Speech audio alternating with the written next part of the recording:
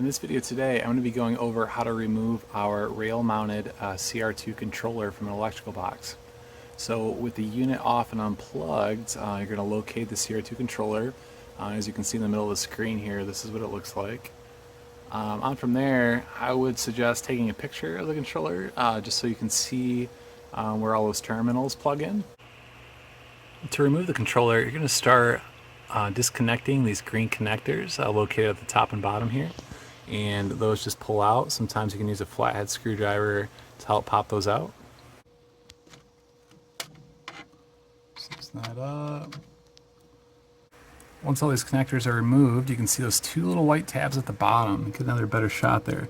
So those actually slide down, so you can just take a flathead screwdriver again and slide those on down. Once those are slid down like so, you can see that the controller will actually lift up from the rail. So that's what I'm going to do here. It just lifts right up off the top. Once your top connectors are unplugged too, you can just slide it on out and put a new controller in. Just do the same but in reverse.